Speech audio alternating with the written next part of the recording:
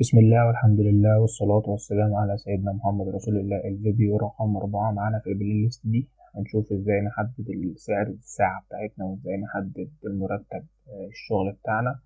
الفيديو اللي جاي احتمال كبير أوي يكون عن السي في وازاي نعمل السي في بتاعنا، وبعدين البورتفوليو، وبعد البورتفوليو هنشوف حاجات تانية يعني. البلاي ليست لسه مطولة معانا شوية حلوين بإذن الله. طيب تعالى نشوف اللي عندنا ايه. انت سيبك من شانلز دي، بس انت خليك في الايه، الحاجات اللي تقدر تجيب منها فلوس زي ما قلنا، الشركات او الريموتلي او الفريلانس. انا زي ما قلت لك هموت في الريموتلي، اديني في الريموتلي يا معلم. بس اللي لقيت الريموتلي لقيت الفريلانس خير وبركة، شركاتي بعدنا عنهم. الشركات دي اقسم بالله حاجة غم. احكي لك قصة تانية. كان في حد خد السي في بتاعي وحطه في شركة، والشركة دي كانت طالبة إن الناس دي، إن الشخص ده يعني يكون أهم حاجة عندنا إن هو يكون بيحب يتعلم. إحنا هناخده تدريب 3 شهور وبعدين نشغله عندنا. حلو. فهو الراجل خد السي في بتاعي وقدامه في الشركة. حد كلمني تعالى نعمل انترفيو، دخلت أعمل انترفيو. يا جدعان أنا حد جامد، دي المشاريع بتاعتي في فلاتر والحمد لله شغال وباخد فلوس. اللي بتعمل معاه الانترفيو اتنرفزت من الحوار ده. يعني ايه بتاخد فلوس؟ يعني طب احنا يعني قليلين، احنا مش عارف ايه. لا، انا الكلام اللي كان واصلني ان انتوا عايزين حد يثبت ان هو شاطر، وهي قالت لي اثبت لي ان انت شاطر وبتحب تتعلم. هي لا، الموضوع قفل معاها لما عرفت ان انا باخد فلوس ومش عارف ايه والكلام ده. فيعني ايه، ففي مصر ما تدقش معاهم عشان هم على قدهم قوي يعني. مع ان هي تقريبا يعني حد كويس ده اللي اسمعه يعني. بس ما اعرفش بقى، هل ما كنتش عاجبها شكلي مش حلو يعني، مش عارف.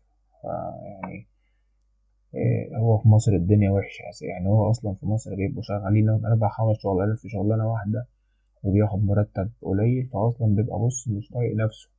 فأصلا يعني بص ما بيبقاش طايقك.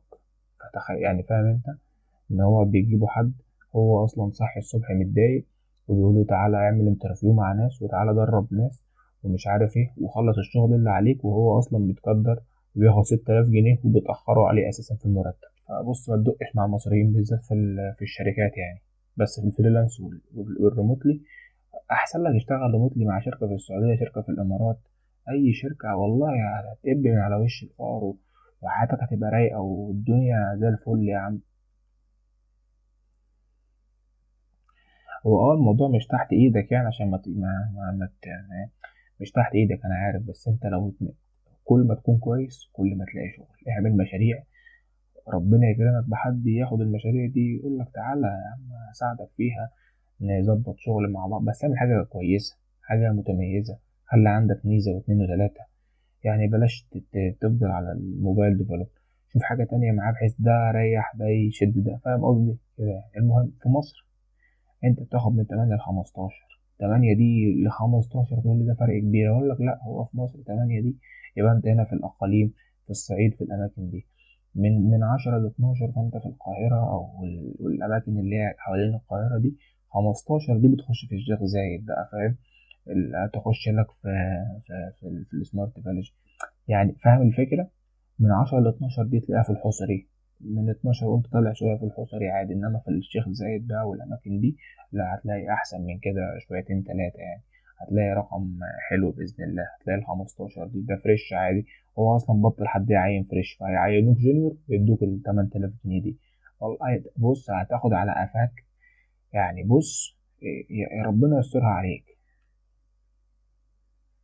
بص يا بيه، هنا انا بكلمك على ايه؟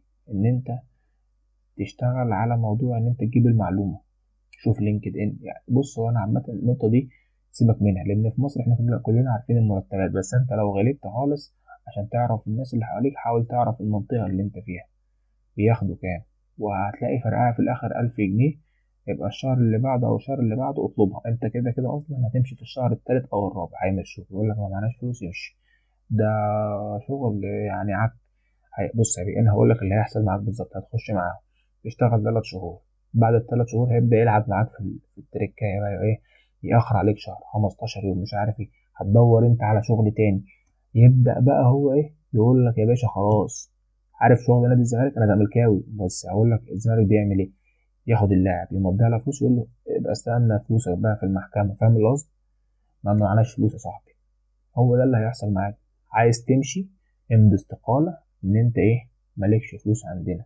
فانت يا عيني هتسيب المرتب بتاعك عشان تشوف شركة تانية، وهتروح الشركة التانية يحصل معاك نفس الحوار. الحاجة اللي ممكن تحميك من الحوار ده ان يكون ليك حد في الشركة وتسأل منه الموضوع ماشي ازاي. بس هما بص مقرفين والله، الشركات في مصر قمة القرف، قمة القرف. معرفش بقى كلهم ولا لأ، بس هما يعني بنسمع بلاوي بلاوي. الشغل الريموتلي ده انت ملك. مش عارف ريموتلي مكتوب صح ولا غلط، بس لا صح. بس انت ملك. انت بص، عشان تحدد سعر الساعة بتاعتك في شغل الريموتلي ده، انا بقول لك اهو، اقبل باللي هم يقولوا لك عليه. والله ما هيضحكوا عليك. شوف والله ما هيضحكوا عليك، هيدوك اللي انت عايزه وبزيادة. بس عايز حلوك بصراحة.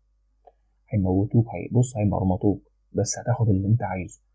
اقبل. انت كده كده مهما كان الفلوس اللي هتاخدها مستحيل تاخدها في مصر. شغل الفريلانس هو معتمد على الجملة دي. شايف قد ايه هي جملة صغيرة، بس هو معتمد عليها. تشوف الراجل اللي قدامك هيدفع ولا مش هيدفع، هيدفع ولا مش هيدفع، ده اللي يهمك. بتحدد على اساس كده. هديك مثال عشان ما تقوليش ان انت اللي بتعمله ده حرام.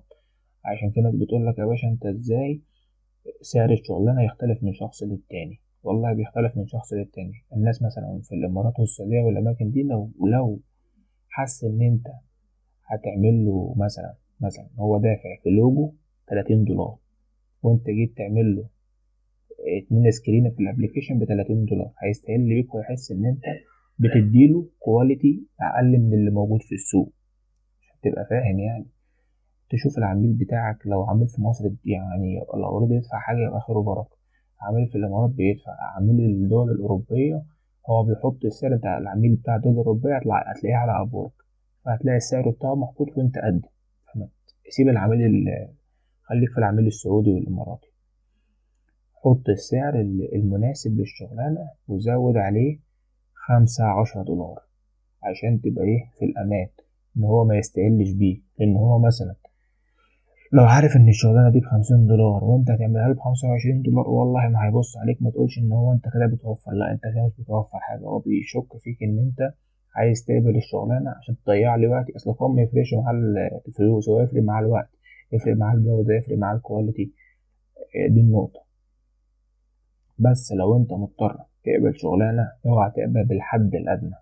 هي دي أهم نقطة أقولها لك. تحدد الحد الأدنى ازاي؟ على حسب احتياجاتك. والله أنا بدفع كهرباء ومية وغاز والحاجات دي، طب خلاص أنا هظبط نفسي إن أنا إيه، ما أقبلش بالحد الأدنى. وبلاش تخليك في موضوع الكهرباء والمية ده، بلاش منه. خليك في الحد الأدنى اللي في السوق. شوف السوق ينفع ياخد كام حد أدنى. أنا في شغلانات برفضها عشان مثلا الراجل عايز يديني فلوس هي اصلا قليله عن الشغلانه، زائد ان هو بيعمل لي مشكله مثلا مع الناس صحابي اللي هم المبرمجين اللي زي في نفس الشغلانه. انت خد بالك من النقطه دي. ما ينفعش تقبل بسعر وصاحبك حاطط سعر تاني. يعني لو انت عارف الشغلانه دي ب50 $، تيجي انت تروح اقول لهم لا انا هعملها ب25، بس انت كده بتقللنا كلنا معاك. بتخلينا كلنا ننزل تحت ونرضى بالشغلانه. لان هو هيجي يقول لك ايه، هو مش السعود والامارات اللي هم المصريين او العرب اللي هم زي شعبنا كده يعني. هيجي يقول لك يا عم طب ما في واحد صاحبك هيعملها ب25، ولو مش عاجبك خلاص انا هروح اشوف غيره. فانت ما تقبلش بالحد الادنى. لحد هنا انا خلصت ان شاء الله. في فيديوهات تانية جاية. ملخص الفيديو زي ما قلت لك كده، موضوع الفريلانس والريموت اللي خليك فيهم في مصر من 8 ل 15. والله العظيم ما هتاخدهم شهر والتاني وبعدين هيقول لك روح مالكش عندنا فلوس، ويبقى طلع ميتينك. انا كده خلصت زي ما بقول لك. لو عندك اي حاجه استفسار ابعت لي الكلام ده كله وانا معاك ان شاء الله. والسلام عليكم ورحمه الله وبركاته.